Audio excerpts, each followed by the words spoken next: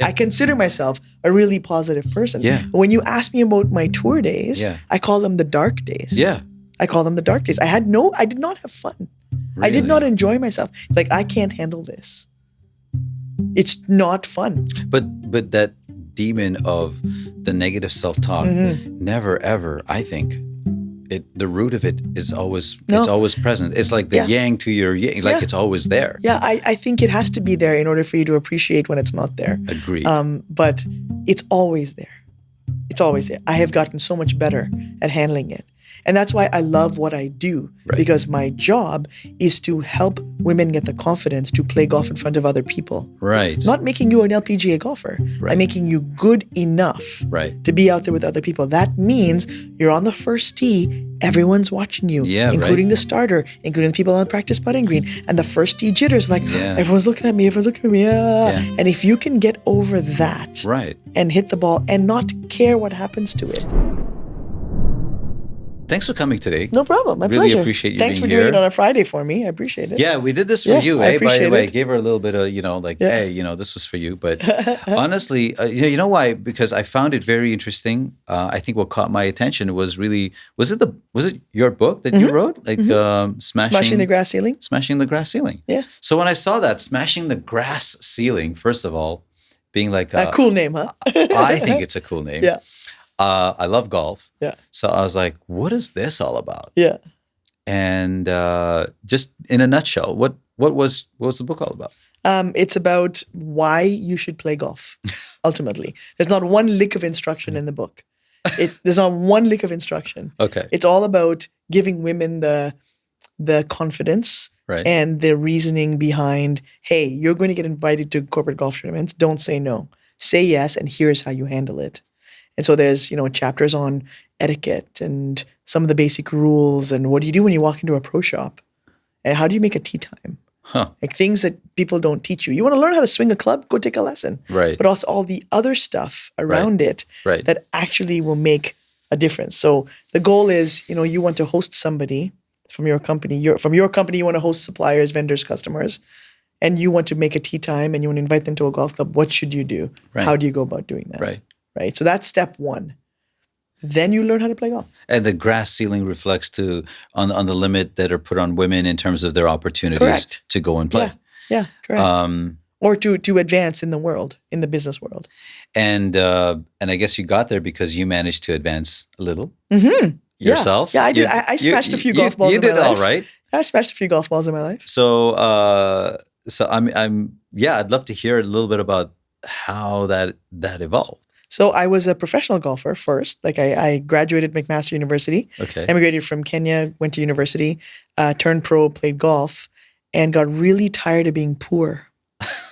Yes, 4 years on the mini tours in 25 years ago, right? As a woman, as a minority woman, no alumni backing, no big huge sponsorships, endorsements.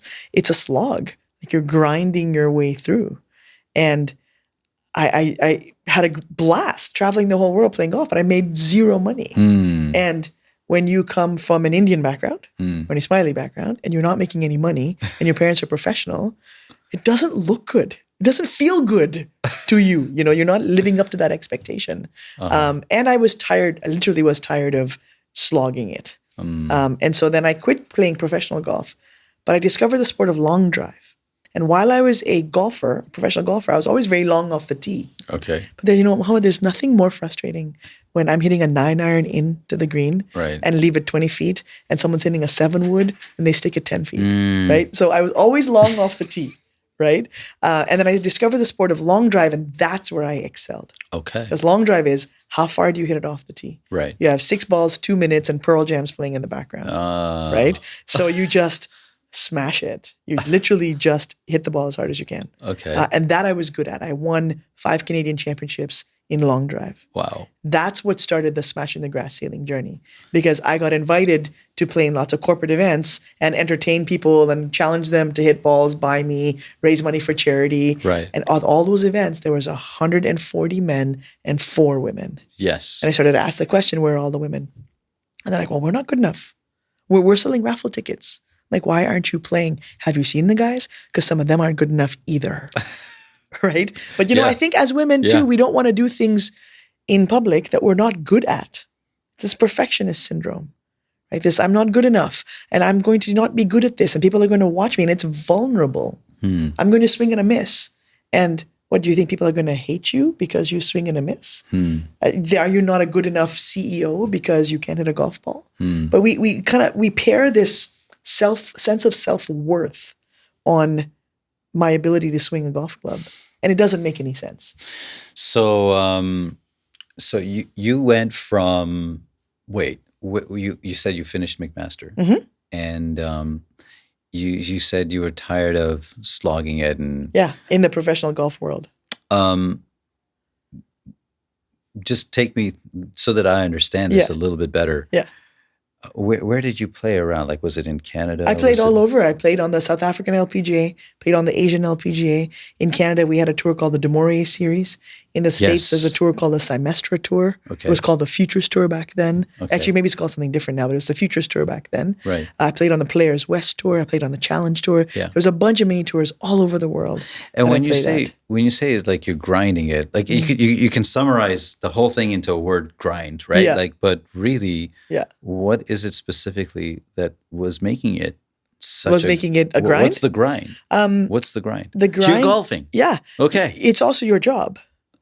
So if you don't make a check, you don't pay rent. You can't fill gas in your car. You can't get a hotel room. Like, you have to earn. And you don't earn if you don't perform. You don't just get a check for showing up. You get a check for winning. To actually make expenses, you have to finish in the top 3, top 4, top 5. I won an event on the Players West Tour and made $7,000. That barely covers my expenses for a month. If I would like a chiropractic adjustment and a massage and some physiotherapy for my knee.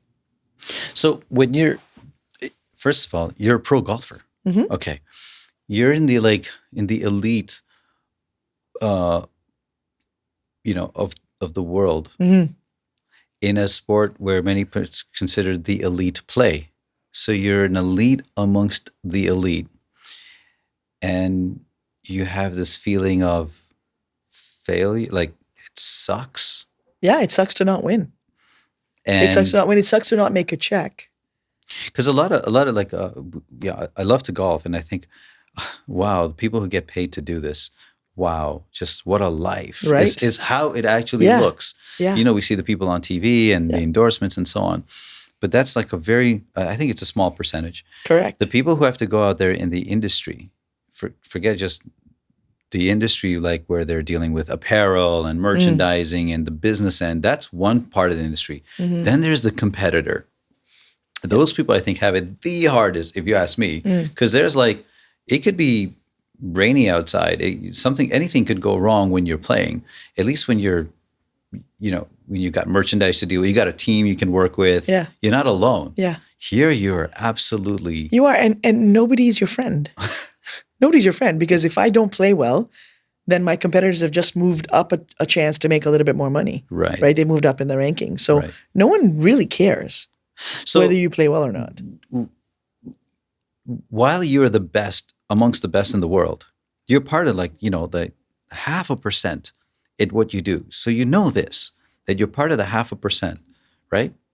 You're in the top, right? 99.5%. Well, there's levels, right? Like there's your Brooke Henderson, Tiger Woods level. But those are like the 0.01, like those right? are those are the people that you want to be when you turn pro. But my point is, you're that good at what you do as an athlete. People love that. I'm not an athlete. I'd love to be an athlete and professional athlete. Oh my gosh, to be that good at being an athlete that you could consider, forget about sustaining making a living, but just consider making a living out of it. That's an achievement already. But even though you have achieved that much, there's still this feeling there at that point in time that,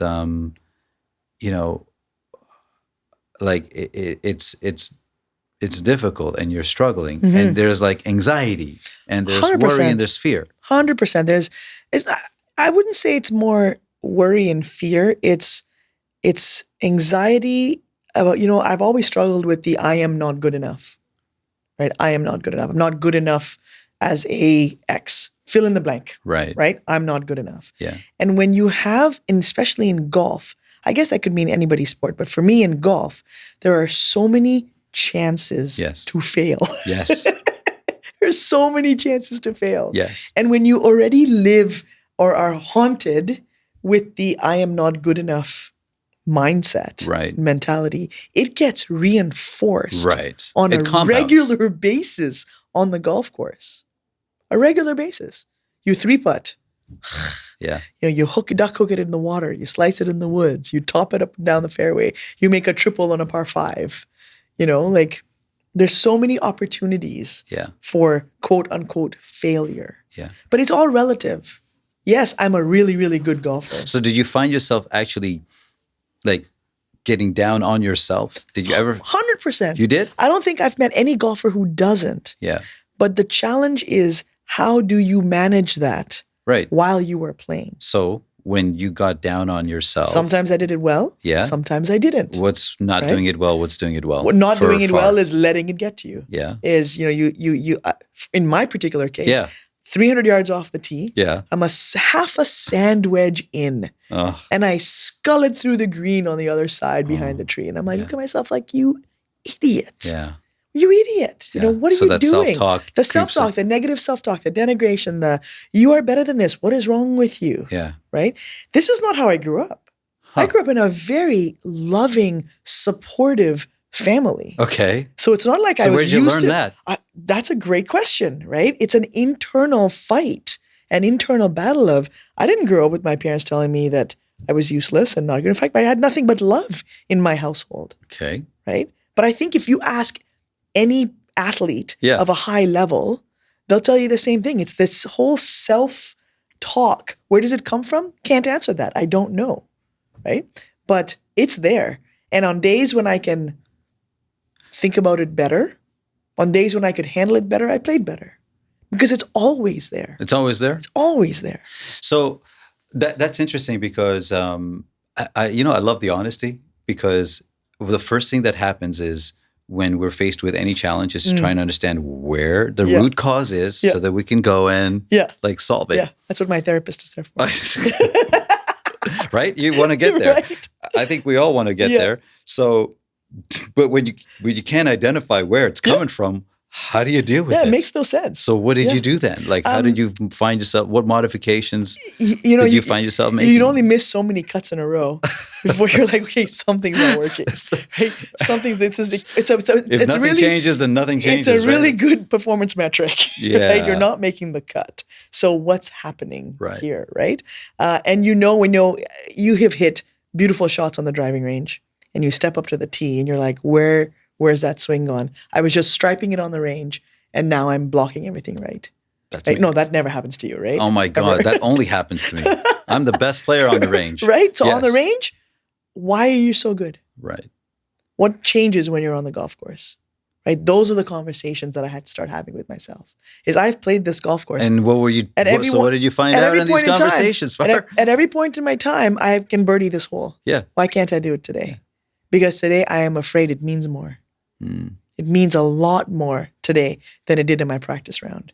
And that pressure of it meaning more starts to have a physiological impact in your body. Right. And that's what happened in you. So how did you lift that pressure Some off? days was better, some days was not. So you do lots of training, right? You do lots of mental game training, lots of NLP work, lots of sports psychology work, lots of positive self-affirmation work. The self-affirmations. I'm actually a really positive person. Right. I consider myself, let me rephrase. Yeah. I consider myself a really positive person. Yeah. When you ask me about my tour days, I call them the dark days. Yeah. I call them the dark days. I did not have fun. Really? I did not enjoy myself. In fact, my joke used to be, I'm going to come back. I was about 22, 23. Yeah. And I'm 50 now. Like, I'm going to go back when I'm 35 and I'm an adult and I'm old enough that I can handle this. Yeah. Is what I used to tell myself. It's like, I can't handle this. It's not fun. But that demon of the negative self-talk, never ever, I think, the root of it is always, it's always present. It's like the yang to your yang, like it's always there. Yeah, I think it has to be there in order for you to appreciate when it's not there. Agreed. But it's always there. It's always there. I have gotten so much better at handling it. And that's why I love what I do, because my job is to help women get the confidence to play golf in front of other people. Right. Not making you an LPGA golfer. Right. I'm making you good enough to be out there with other people. That means you're on the first tee. Everyone's watching you, including the starter, including the people on the practice putting green. And the first tee jitters, like, everyone's looking at me, And if you can get over that and hit the ball and not care what happens to it. Not care, right? And not care what happens to it. You can do almost anything in that parallel situation. So that's awesome. Thank you for sharing that part. I appreciate it. When you went from all of this competition, this is where you first start realizing this.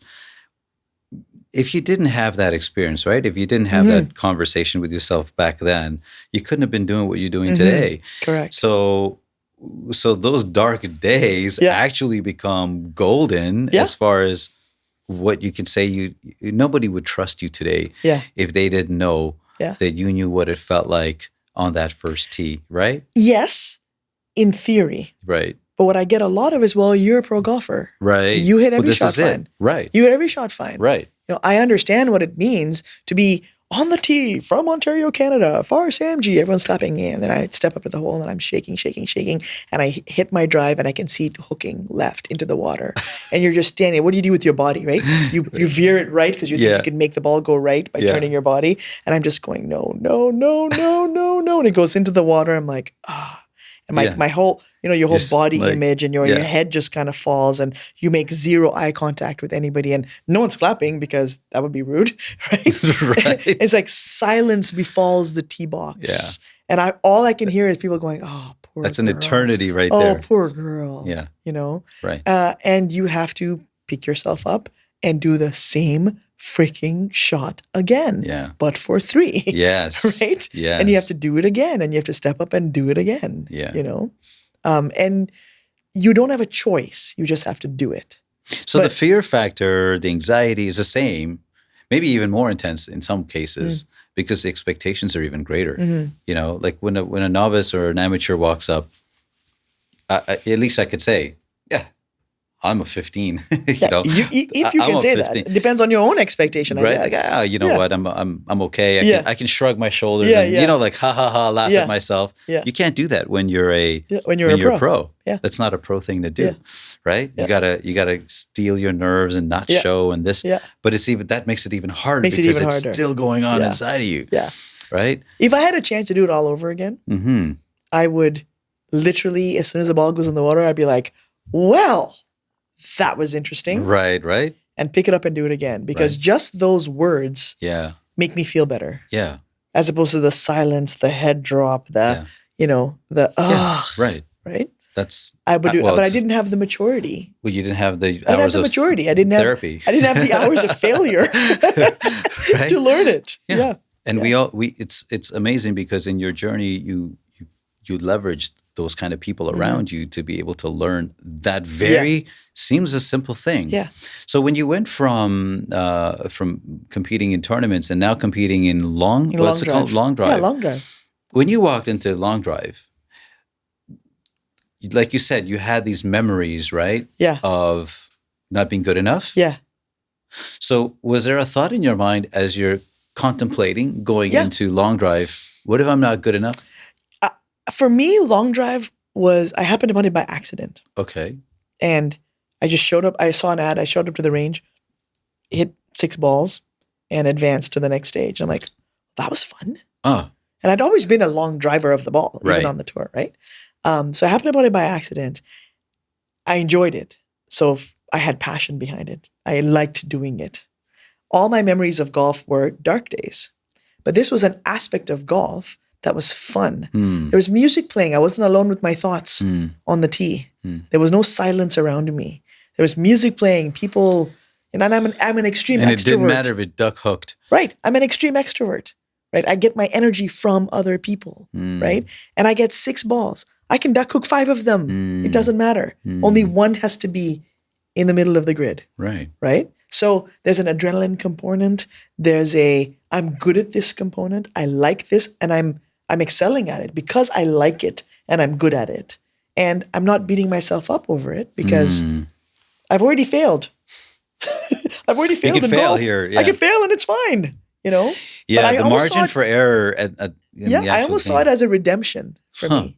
Like long drive was a redemptive piece for me. So there was no expectation. None whatsoever. Go ahead, fail as much as you want. Mohammed, I'm the smallest girl out there in long drive. Like the other girls in my division, in the open women's, when I was competing in the open women's division, are bigger than me. Yeah.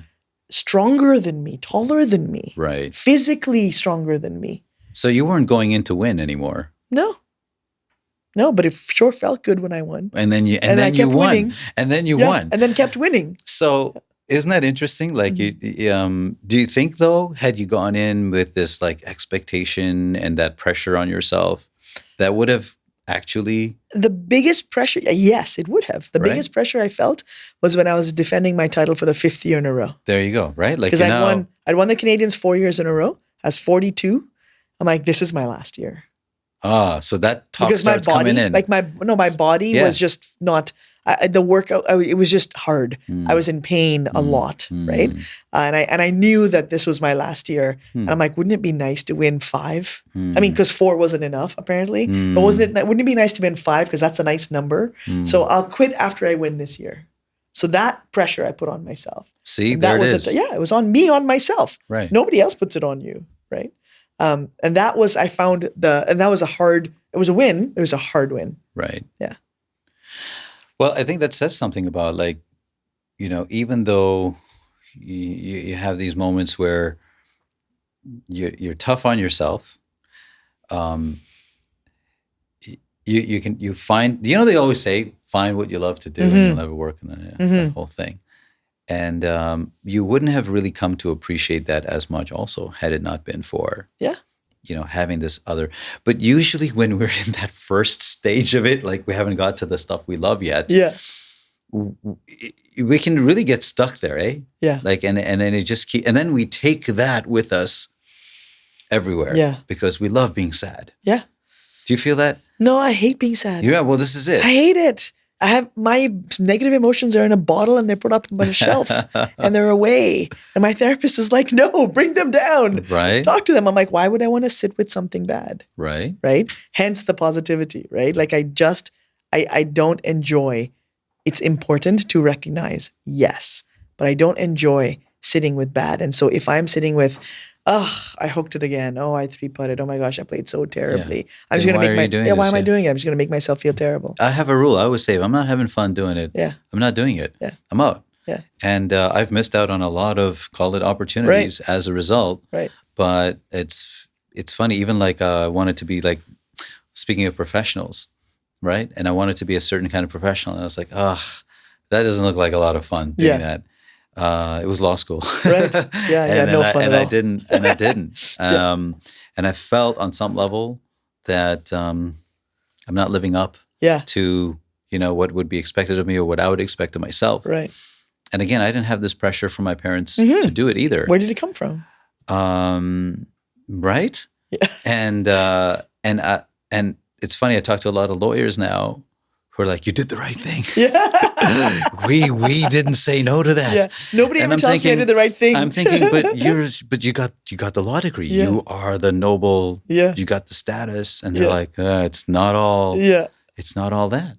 And ironically, I work with a lot of lawyers today in other ways. But it's funny how, you have this, let's call it rule. Yep. Right? This is your rule. Yeah. Having fun. Mm-hmm. And I'm not compromising on that. And I think that comes at a cost at first. And I think it initially, when you say, you were telling me earlier how you came upon golf. See, that's the interesting part is you were a tennis player. I was. It? I was a junior ranked tennis player. Okay, so Team Kenya, right. So you're a junior ranked tennis player. Your future that you see is in tennis, right? You're having fun playing tennis, right? And then what happened? And then mom comes home. Okay. Yeah. Mom comes home. Right. Having gotten bit by the golf bug. Okay. Really hard bit Right. by the golf bug. Like this woman was addicted. She'd drive us to school, go play golf, pick us up, go back to school, go play golf. Like she had it bad, right? Okay. Or she'd play by herself, like completely addicted. And she comes home one day and she says to me and my brothers, you kids have to start to play golf. And we're like, Mom, whatever. Golf's for old people. Not doing it. Right. But somehow she bribed me to take me to the driving range. Don't know how she did it, but she got me there, gave me her story. She gave me her 7-iron and I took a swing and I hit the ball 100 yards in the air with perfect ball flight. I was 10. Of course, we know parents exaggerate. So it's probably a little less than that. But I remember the look in her eye. I remember that look of, whoa, you just did that. That's my daughter. Yeah, that's my daughter. You know, that pride, right? And I'm like, whoa. Which kid doesn't want that from their parents all the time? And so knowing that I could get that from her and not have my brothers around to have to share and fight for it is why I started playing golf. I started playing golf to have that with mom. And then look at that. Because I was young and athletic, I was good. Right? I had all the factors, right, to be good. When you start stuff when you're young, you're better at it than when you start when you're older, right? And I was already athletic, good hand-eye coordination. Golf is just tennis on a different plane. You know, it's same rotation movement. And then it became a thing that mom and I did. Even now, to this day, she's 77 and busted 190 off the tee. Nice. You know, and we still play together. So it's interesting. You had something you loved doing, playing tennis. You started playing golf. I mean, it's a good reason to see that look of joy on our parents' face, right? But that was what then became the target. Yeah. And that sounds like not a good enough reason maybe to go play golf. For what? Sorry, what was it not a good enough reason? So that they can be happy that you're a golfer. No, then I was right? good, and then I was good at it. Yeah. Right? And I was better at it than I was as a tennis player. I mean, as a tennis player, you're physically limited in so many ways. It's like you can golf till you're, not walking. Yeah. Right. Yeah. So when you went out there and you started smashing, can you tell me a little? I'm just curious. When you first had your first win, so was it on the first day or the first try? So no. You were at that. You told me you went to a range and you advanced. Yeah, I advanced. So this was in the States when I was living in California. I advanced. I went to the regionals and then the sectionals and blah blah blah. Right. Made it to the World Championships. And you're like, wow, this is fun. This is fun, and I'm good at it. Yeah. Right. And this is that's all you need. And this is fun. Yeah. This is not golf. This is not that fuddy-duddy, dark days golf. This is the part of golf that I love. I mean, who doesn't love swinging as hard as you can and connecting driver right on the middle of the club face? Like the feeling of the ball going up in the air 300 yards is amazing, right? It's addictive. Yes. And so I made it to the World Championships in that year. Okay. And I just loved it. I think I came, 10th, 11th, 12th, whatever. I did fine. Loved it. Just absolutely fell in love with it. And then didn't do it for 10 years. Okay. Building my family, business, all of that stuff. This was just on a whim, right? Okay. And it wasn't until 2012 where someone emailed me and said, "Hey, I remember you used to be a long driver in the States. We have a Canadian Championships." Really? I'm like, really? I had no idea. And so I emailed the folks that run this Canadian Championships, and it was on a weekend that I could go. Yeah. So I went and had my kids there with me, and they were, little at the time, 8, 9 years old. So you got kids when you're going to play, when you won your first one. Yeah, 8, 9 years old. And, the way the format, it's a double elimination format. So you hit a set. If you lose twice, you're out. If you lose one set, you can still come back up to the loser's bracket. Right. And I was hitting, there was a few other women there, and there was a lady named Lisa Longball. Okay. Lisa Vluswick, Lisa Longball from Calgary, and she'd won 8 years in a row. Right. Mm-hmm. And so I was on the driving range. I'm like, well, she's going to win. This one may come second. I could probably come third. Huh. Like I was kind of scoping everybody out. Sure. But in between my sets, my kids and I were on the range together, and we were, just chilling, hanging out. I was showing them my driver, blah, blah, blah. Then I'd go hit another set, and then I'd come back and run around with my kids. Really wasn't paying attention to what was happening. Found myself in the finals against Lisa and won. When you were in the finals against Lisa, you obviously know who Lisa is. Mm-hmm. I find it, and I don't know if it's just me in the little bit of context or perspective that I'm seeing here, but when you describe it, I'm trying to go there, just trying to think, you're sitting there not more focused, but you're like, yeah, my kids are here with me. I'm having a good time. I was more free. Were you? Yeah, right. But when you get to the finals, though, come on, you're a smart person. You know you're in the finals now. Yeah. You know this is Lisa Longwell. Yeah. You know this now starts mattering again. And I know that she's probably going to win, but let me give her a run for her money. There was zero expectation. So it wasn't like the same feeling as when you were holding that wedge in your hand after a 300-yard drive. Not a chance. What's the difference? Because both of these moments matter. Yeah, but one is for my job. Okay. One was for a job. One was for a check to pay rent that week. One had a consequence. A really, in my opinion, a bigger consequence. Of course, that's the one that matters. This one, my family's here. I have a job. I'm just doing this for fun. Yeah. You know, and it's fun and it's awesome. Would I love to win? Sure. Did I think I could? Absolutely not. But then I won. Right. Right. And I just find that ironic. Yeah. Yeah. Yeah. And then I won. And I think for me, it's because my personality is so riddled with expectation and this sense of, you know, I need to prove that I'm good enough to whoever, right? It's me. That's what I need to do. Because you're not a lawyer or a doctor or an accountant. What are the three things we have? Doctor, lawyer, accountant is what all brown people have to be. Right. Or own a hotel. Right. Oh, yes. There's that. We do own a hotel. Convenience store hotels, right? We got that. That's the thing. Right? Exactly. I wasn't any one of those things, so I'm not good enough. You're not good enough. You're not a professional. I have a job. I have a family. My job pays my money. My family gives me my gratitude. And I'm hitting golf balls on this range to try to hit it further than the other person. So if I don't win, boo-ha. Right? Zero expectation on me on that first one.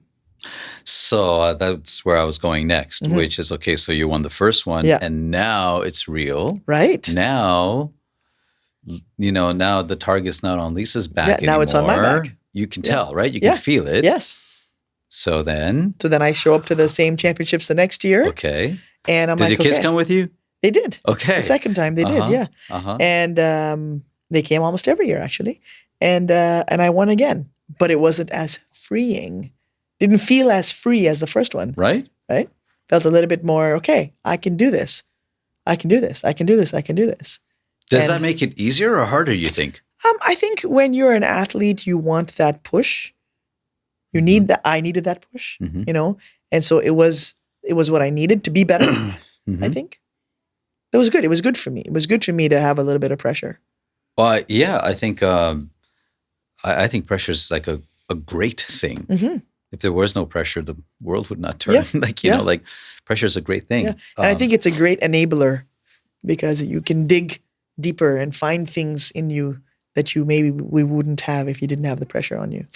So I feel the same way when it comes down to pressure, but sometimes there comes a point, like you talked about, where managing that pressure. And I'm just curious what your thought is on that, because you've had so many amazing experiences, and they're intense experiences, right? So, you know, whether it's from the dark days, whether it's from the fun days, whether it's from that second, you know, win of your championship, the pressure comes in all these sort of different forms. And then you said earlier, it's like how you manage to, what was it? You said tunnel vision, and how you manage to go to you call it your toolbox to manage that pressure. Yeah. So I'm very curious, like to help me understand this. What toolbox? Yeah. What's in the toolbox? Didn't have a toolbox when I was on the tour. So did you not have a toolbox? I didn't have a toolbox when I was first playing golf professionally. Didn't have a toolbox. What's a toolbox? So therefore the pressure got to me, right? As I grew up, as I am still growing up, you know, I might never grow exactly. up. As I'm still growing up, I recognize that if I recognize the link between the physiological movement patterns versus the psychological damages you do to yourself. So if I'm thinking negatively, I physiologically cannot turn my muscles. You will start to lift as opposed to rotate. Right. Right? you have just different physiological impacts in your body. So once I understood that from a logical, scientific standpoint, I recognized if I want to compete at a high level, I cannot have my body inhibited by fear, by anxiety, by, all of those things that make you tense and tight. And in a rotational sport, you don't want that. So right? knowledge. So knowledge and understanding human body, human chemistry, and how my degree was in kinesiology. Okay. I got an undergrad in psych, right? So really learning that balance made a big difference. But also for me, safety, personal safety and security. Where is my income coming from? It's not coming from hitting a golf ball. It was coming from hitting a golf ball 20 years ago, 25 years ago. That was too much for me to bear. It wasn't safe. I didn't feel safe. This job did not give me the safety I needed financially.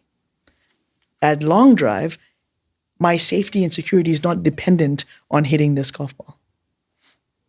So that, for me, freed up so much just joy in doing the thing that I'm doing, because it is not tied to my personal safety and security financially. Fear. Yeah. So, yeah. So the fear of the downside, and feeling of safety. Mm-hmm. That's another item in your toolbox, right? That you picked up, right? And it's if I already am haunted by the feeling that I'm not good enough, right? And if I can't earn a living, I'm a dismal failure.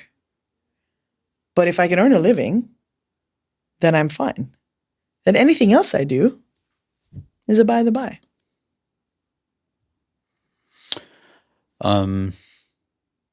Sounds like a couple of real simple tools. Well, I think also gratitude is a big tool for me. What do you mean? It's something I've learned as an adult, or as I am adulting. And it's being aware. And the pandemic did that for me a lot. Really? Is, we're all locked down, and here I am outside playing golf. Mm-hmm. And there are people in the world that are indoors and not able to be outside. Mm. And just the immense sense of, I am so freaking lucky to be able to be out here doing this in a time of our lives where there's so much anxiety and fear and unknown happening, and recognizes, gratitude actually changes the neuroscience in your brain. It gives you more good stuff. Good. People call that juju and all kinds of stuff, things, right? Yeah. And feeling that and recognizing that, especially does that in actually have a? Would you say, like in your experience, right? You forget the clinical trials and all that, but in your experience, that made a difference in how you perform. Huge. Gratitude.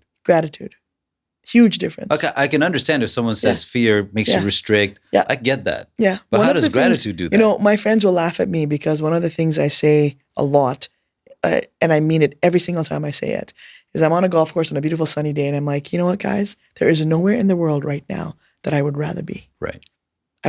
There's nowhere I'd rather be right now. Right. And just that, even just saying it now, sitting in this chair, I just felt like my whole body went, ah. Yeah.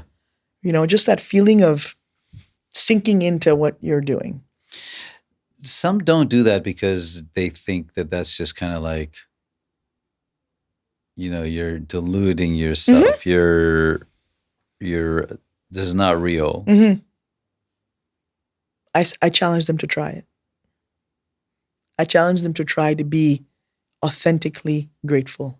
Right. And see what it feels like. That's the point, is that what if they can't muster up the like, listen, man, this sucks right now. Mm-hmm. Okay. How do you go from this sucks right now to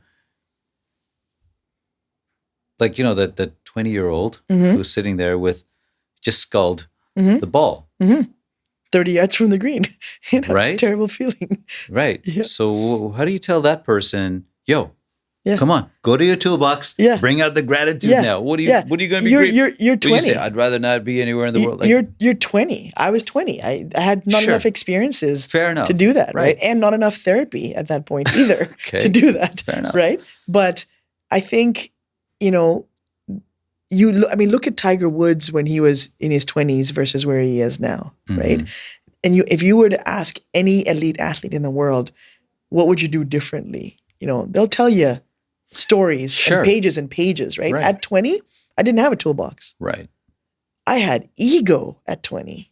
Right. I had massive ego. I'm on the tour. I'm so amazing. Look what I can do. And then you can't. Right? And you're working on... Not a good thing to have in a toolbox. The ego. Right. It doesn't really work the same way. Doesn't really work the same. Yeah. Right? Yeah, it'll let you down. Yeah. And the toolbox came from all the failures.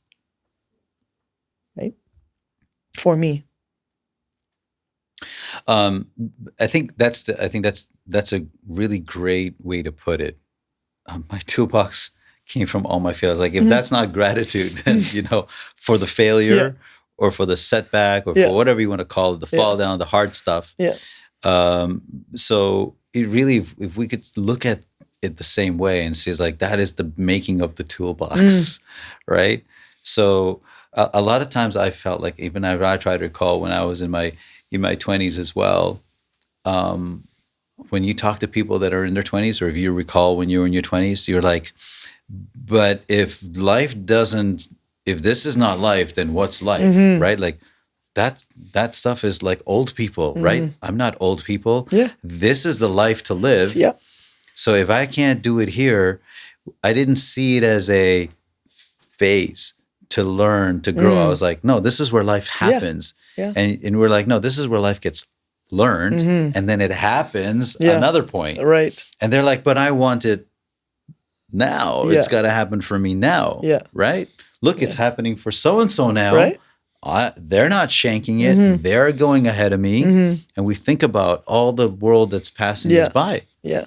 But that's the toolbox in the making.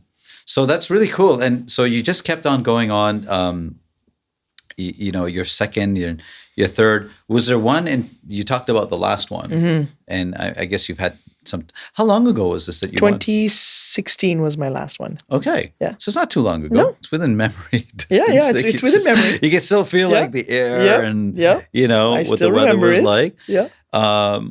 Was there one that was like your favorite out of all of them? Aside, or was that the last one? Yeah, the last one I had to work the hardest at. Yeah. Because I was 5 years older, my body was run down. I had a bunch of injuries. What's the lifespan of a long drive hitter? Oh gosh, Kelly is 49 and she just won. Wow. You know what I mean? Like, she's a rock star. Who knows? Everyone's different. It all depends on how well you take care of your body. Right. Right. But I had two knee torn ligaments, and just my body was feeling the training. Right. And my kids were young, and my business was growing, and I couldn't devote the time to train, and I was emotionally and physically ready. Yeah. I was okay to You were okay stop. to walk away from it. Yeah. And I really wanted to coach. I was coaching more, and I was being able to talk to a lot more people through coaching, and so. You know what the hard thing is about coaching? People don't realize, I think, is that when the club is in your hand, and it's in your hands. But when you're coaching, it's not in your hands. It's in the hands of the other person now. And I think that's again another pressure moment because this person's entrusting us, paying us, spending time with us. They have a choice to go elsewhere, right? They could do it, and they're coming to you now. Yeah. And what if, like when you start, do you ever look at a client or a student or whatever you want to call them, someone who you're coaching, right? And you look at them and you're like, you believe everybody could do this, right? But they come to you. First of all, what do they come to you for specifically? Is it for long drive? Nah, it depends. What is it? I teach everything. I teach the whole game. Okay. I teach the game. Yes, I have many men who will come to me because they want to hit the ball further. Okay. Many women will come to me because they want to be able to golf. Okay. Right? Right. So it depends. So let's just say there's somebody comes to you and they're like, I want to learn how to golf. And they are just, it's not working. Are you asking me if I've ever told anybody they shouldn't be learning golf? Well, do you ever see it as a reflection on your success or your ability or you're not being good enough since you're being haunted so much? 100%. Yeah? Oh yeah, for sure. Really? If you're not, if you can't do this that I am asking you to do, then I am not imparting that knowledge to you properly. You own it a lot? Yeah, for sure. But I've told two people in my entire 20 plus year career that they should be bowling instead of golfing. I was thinking bowling, right? but like this. I was thinking and both of them are not knitting. not because of ability, not because of physical ability, but because mentally they were going to wreck themselves. Really? Because they were complete beginners feeling like they had to hit every ball in the air with perfect ball flight and straight. Yeah. Like every shot. And when one shot didn't do, and when you're a beginner, 9 out of 10, you're going to air swing. Right. Yeah. And when, and looking at their reactions to that, I'm like, I don't think this is the game for you. Huh. Because they literally would have been wrecked. That's the irony of golf, I feel, versus many other sports, is that the greater the expectation that we put on ourselves, the harder it becomes. Yeah. The more we let go and swing freely. Yeah. But as soon as the ball appears, that little tiny thing, everything changes. Yeah. So as a coach, you felt sort of the same challenges, just in different ways. Yeah. But I'm not the one swinging the club. That's it. Right? I have to use my words. Right. You got to bring this person's body around. And I have to learn how they learn. Right. Right? They may be a visual learner. They may be a kinesthetic learner. They may be a sensory learner. Right? So I have to figure out them as a human being, as a learner, before I can figure out how to have them do the motions that I need them to do. Right? And that's fun. That's figuring people out. Right. That's the fun part. And then once you get it, and the stuff that you're saying and they're comprehending and they're doing, it's just like that synergy is so freaking amazing. Do you still have that feeling, or is it like now a memory of not being good enough? It is me. Is it too soon to ask? It's me. Yeah, it's too soon. You're just mad, but I'm asking you anyway. I still have it. No, come on. I still have it. Seriously? Yeah, I still have it. I mean, in what context are we talking, right? Depending on the context we're talking. I had a really nasty divorce. Mm-hmm. Was I a good enough mother? Mm-hmm. Was I a good enough wife? Mm-hmm. I don't know. Like, depends on the context, right? I think it'll always be there. I think it defines me in some way, shape, or form, but it drives me and it helps me figure out what I need to do. But I don't think will I ever not have that feeling of not being good enough? I don't think so. I don't know if it's possible. Do you think that feeling of not being good enough, because it haunts, like, I'm asking you because I have the same thing that I deal with. And I think a lot of people deal with. Yeah. But I wonder, is there a correlation, and you've studied the sciences, you're a coach of people, you talk about how people think. Do you ever wonder if that feeling of not being good enough, if we were to find another word for it, is really basically the same as pressure to be better? Pressure doesn't sound right. Because you know how you said... To be better sounds right. Right? Like, so like, you talked about, you said you like pressure. Yeah. And you said it yourself, that pressure, like, great athletes know how to do this, but not just athletes, but a lot of people who figure pressure out, take pressure and they're like, oh, no, this is good. This propels me. Yeah. Is pressure misunderstood sometimes as I'm not good enough, is what I'm saying, I guess. Yeah. I don't know. It doesn't like, what if it was just looked at differently? But expectation, like, for me, it's a feeling of heaviness. Okay. Right? Like a weight. Right. Like an expectation. The golden question is, who the heck put that there? Right. Right? Right. Who the heck put that there? Yeah. And can they please take it away? Yes. But yes. Yeah. Yes. So who put that there? Who put that there? Come on, don't tell me that's another one you haven't figured out the answer to. I need answers. It's got to be me. Well, it's got to be me. Who else? Because a lot of times nobody else has access. It's just me. So if you could put it there, then I can take it away theoretically, right? I would think. You're the coach. I would think. I don't know. I've gotten used to her. Yeah, you just learn to get along with yourself, eh? You have to. Isn't that what the whole concept of self-compassion is? Why do you need self-compassion if you don't? What is there to be compassionate towards yourself for? There was a guy literally sitting in this seat. Yeah.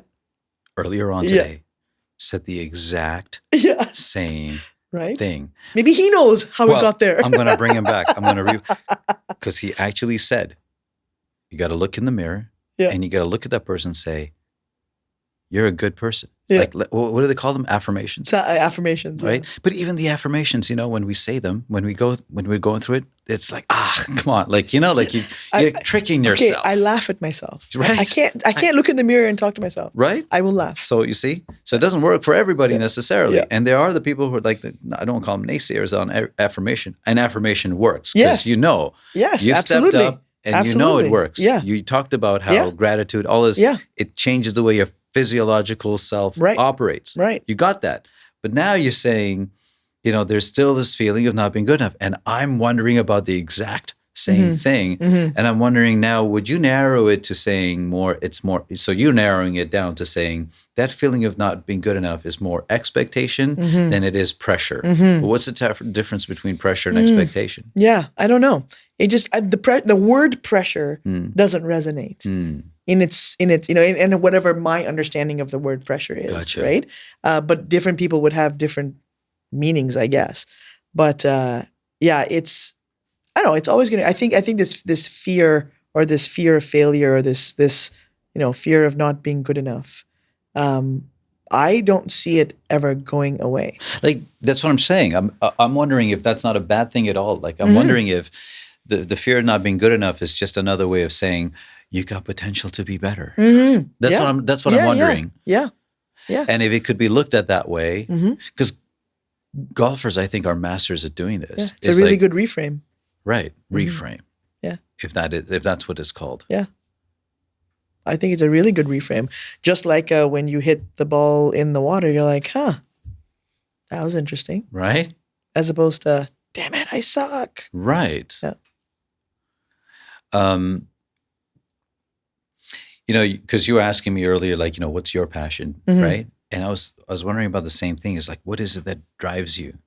And for a long time, it's a lot of the similar stuff that, I'm going to either, the more immature version of myself was, I'm going to show them. Yeah. Yeah. And then it went from, I'm going to show them to, wait, I can't wait to do this. Yeah. I want to see, can I? Maybe. Yeah. What if I could? Yeah. And it wasn't about them anymore. Whereas them was just me. Yeah. Like you said. Yeah. Ego state. Right? Yeah. I wonder about that. I think I still fight with that. Yeah.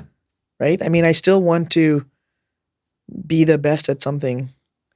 And I mean, I was just at a silent retreat last weekend. A silent retreat? Yeah, it was See, how did you sign up for a silent 3 retreat? days. You did that intentionally. 3 days. You must have had to do that intentionally. Loved it. Chose it. Wow. Loved it.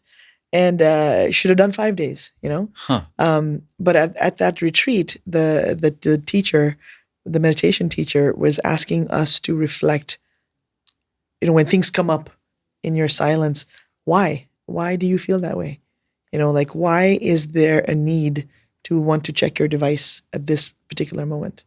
Like, why do you need to go check your device? Why do you do this? Why do you do that? And it's left me a week later now really questioning myself, why does this bother me? And something happened at work and I'm like, well, I was really offended by that. I'm like, well, why? Why am I offended by that? And most of the time, the answers are because I needed to show something to somebody. I needed them to see this in me. And by not having the opportunity to show them, then they haven't been able to see that. But it all comes back to me. It all comes back to me. And this need to be successful is why. My parents love me. My kids love me. Like, why? Right. What am I trying to prove to who? Right. Right? But I'm trying to prove it to me somehow. Yeah. That's, I think right there, that's the crux of it, right? Like, who are you trying to prove? Yeah. Who are you trying to prove it to? Right. And it turns out all along, it was just trying to prove it to ourselves. Yeah. Until we heard that voice inside ourselves that said, "You're good enough, okay? Yeah. Like, yeah, you're good. Yeah. I love you, man. Yeah. you know, like, you're all right. Yeah. And I'm known for sometimes beating myself up too much. Yeah.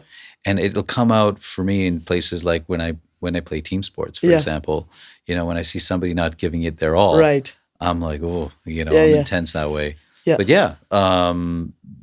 maybe that's our segue for our next episode right there. Sounds great. 5 years from now. Yeah. What did you figure out about the answer to that question? How did you do? Or do you have the answer yet? Well, this is the thing, right? Like, I just feel like seek and you do actually come upon it. But I love the journey that you're not only have been on, but that you're on. And I love how you like embrace it, like, and you go after it. That's what I noticed. Like you don't sit there and fester on it.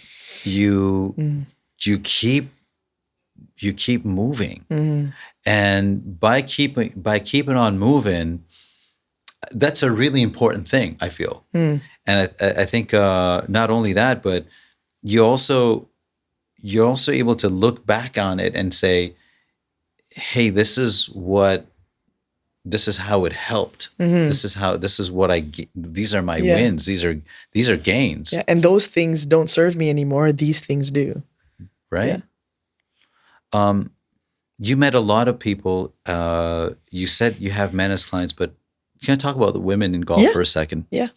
And just generally sometimes with women, do you feel that sometimes that they get this made to feel, or whether it's, socially or what have you, this feeling that's, we're just not good enough. And that's the essence of breaking the glass ceiling. Yeah, smashing the glass ceiling, yeah. Do you think that sometimes that's also potentially self-inflicted? I think that I think every woman will tell you that we have to work twice as hard, 3 times as hard to get noticed compared to our counterparts. And so as a result, opportunities have been different. Societal structures have been put in place to play that dynamic out. Right. So I am hopeful that with smashing the glass ceiling, women can learn and recognize that by being afraid to be vulnerable in public, it might be costing opportunities. Say that again. I loved it. By being afraid to be vulnerable in public, it might be costing opportunities. Wow. Because that's what golf is. It is making you vulnerable. So be okay to be vulnerable. Yes. Be okay to suck at the golf course. Be okay with it. But learn the tools you need on how to do that. That's what smashing teaches you. Anyone can learn golf. Wherever you live, go take a golf lesson. You can learn how to play golf. But at the smashing events, they're women's only, 9-hole events. We don't keep score. We do a clinic ahead of time. But the idea is you play with strangers and you are so afraid when you start. I've had people tell me they almost called in sick that day to come to the golf course. They were so fearful. Right. And they left with 3 business cards. They made friends. And I just had dinner with somebody yesterday, or coffee with somebody yesterday, who said 3 people that she had met at one of my events last year, they all do business together. They all hang out. They are going to Niagara together to watch the eclipse. Yeah. Like all of that from taking a risk to be vulnerable with other people to create that opportunity. If there's somebody out there, you've met so many, you've helped so many, and there's somebody sitting there, they realize, like, logically, what you said makes sense. You can see the upside. They're still on the fence about it. Yeah. They need to be tipped, I think. What they want to be tipped. What would you say? Or what have you known from speaking to your clients, maybe, that they would say finally tips them to actually get off that fence and go? It all comes down to the person. Yeah. Right? So what helps is if they have a friend to come with, to share the burden, share the vulnerability with a friend, right? So going with someone is helpful. But also recognizing what are the repercussions if you don't do it. Yes. Then everything is status quo. And if status quo is healthy and happy and fine, leave it. Leave it. If nothing is wrong, don't change anything. But if there's a thing you want to achieve and a step needs to be made, then that step is vulnerable. It's a vulnerable step. Do it with a friend. Come with a friend. Or take that step and find 48,000 new friends who are in the same boat as you are. Because everyone thinks that we're so alone in our fear, right? Yes. In our vulnerability, and we're not. Thank you. My pleasure. Thank you for having me. I appreciate the time, the chance you took. You took a chance coming here. Yeah. All the way with all the things that you're busy doing. Yeah. Really, for all of that you have, I gotta say, I'm in awe of you as get to know you, all the things that you've accomplished, and yet you still are. You don't look at it at your trophy shelf, because a lot of people do this. They look at their trophy shelves and they're like, "Yeah, look at what I've done." You look at your trophy shelf and you're like, "There's more I can do." To keep on going at it like that, I think is like, it's admirable. It fuels me, and just thank you so much for coming. And thank you for your really kind and insightful questions. Was I being kind? Okay, good. I was like, I warned you. I was like, hey, listen, I might. No. But I really, like, you had answers to like some things that I've been wondering about, and I'm sure a lot of people are wondering about. Yeah. And I know this can't be the last time we sit like this. Awesome, again. I love it. Maybe another time we'll bring someone from your retreat along who's gone through that whole right. Like, these are game changers, life changers that you're putting together. Yeah.